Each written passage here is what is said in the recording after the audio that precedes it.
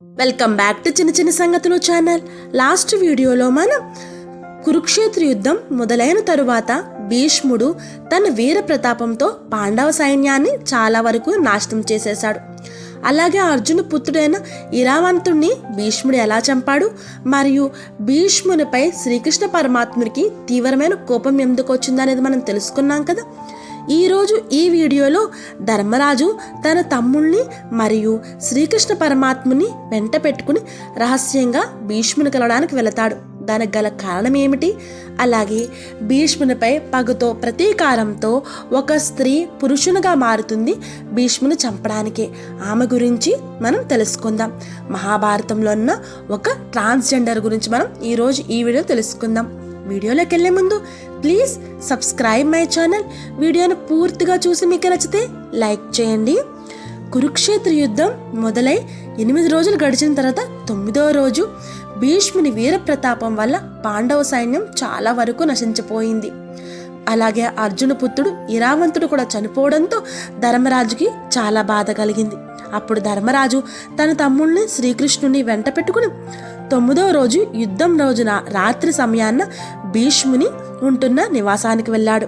అక్కడ భీష్మునితో ధర్మరాజు ఈ విధంగా అంటున్నాడు: తాత, నువ్వు ఇలా కృతాంత మూర్తిలా విజృంభించి చెలరేగుతుంటే మాకు విజయం ఎలా చేకూరుతుంది చెప్పు.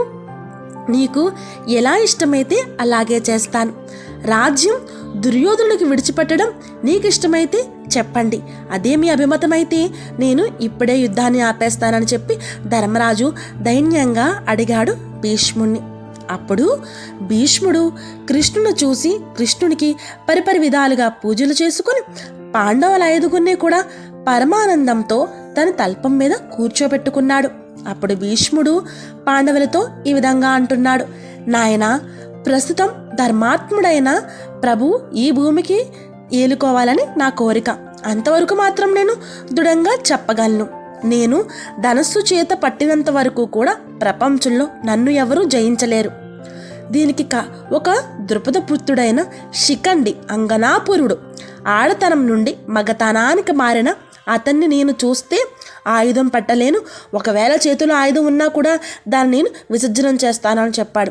అలాగే భీష్ముడు దానికి గల కారణం ఏమిటో ఈ విధంగా భీష్ముడు పాండవులతో చెబుతున్నాడు: నేను నా తమ్ముడైన విచిత్ర వీరునికి వివాహం చేయడానికి నేను 3 అమ్మాయిలను తీసుకొచ్చాను. ఆమె అంబ, అంబిక, అంబాలిక.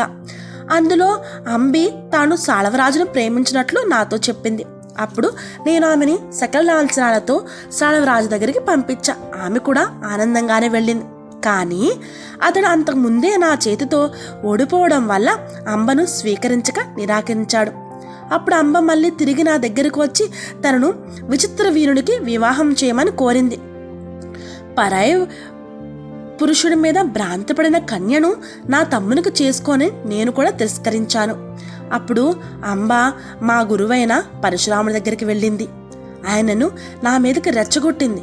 కానీ మా గురువు నా చేత ఓడిపోయినందున అంబ నా మీద పగపట్టి ఆ ముక్కొంటిని అంటా పరమశివునికే ఘోరమైన తపస్సు చేసి చివరికి ఈశ్వరుని కృపవడిసి ప్రాణం విడిచి పునర్జన్మన పొందింది అంబ. ఆ అంబే ద్రుపదుని కడుపున కూతురే పుట్టి తన వివాహ సందర్భంలో ఒక యక్షుని వరం వల్ల మగతనం పొందింది. ఆమె పేరునే శిఖండి. ఆ అంబే నేటి శిఖండి. నేను అతని ముఖం చూస్తే నాకు చాలా అసహ్యం. అతను ముందు ఉంచుకుని నన్ను కూల్చండి అని బోధించి భీష్ముడు పాండవుల్ని సగర్వంగా సాగరంపాడు శ్రీకృష్ణుని మరియు పాండవుల్ని భీష్ముడు. ఈరోజు ఈ వీడియోలో మనం ధర్మరాజు తన తమ్ముడిని శ్రీకృష్ణుని వెంట పెట్టుకుని రహస్యంగా భీష్ముని ఎందుకు కలిసాడని తెలుసుకున్నాం. అలాగే మహాభారతంలో ఫస్ట్ ట్రాన్స్జెండర్ అయిన శిఖండి ఏ విధంగా అంగనాపురుడుగా మారిందనేది మనం తెలుసుకున్నాం కదా. రేపటి వీడియోలో భీష్ముని అంత్యదశ అంటే భీష్ముని చివరి దశ గురించి పూర్తిగా తెలుసుకుందాం. ఈ వీడియో కనుక మీకు నచ్చినట్లయితే ప్లీజ్ లైక్ చేయండి, షేర్ చేయండి, కామెంట్ చేయండి. Thank you for watching. Please subscribe my channel. Last వీడియోకి సంబంధించిన వీడియో లింక్ నేను డిస్క్రిప్షన్ బాక్స్లో ఇస్తాను, చూడండి.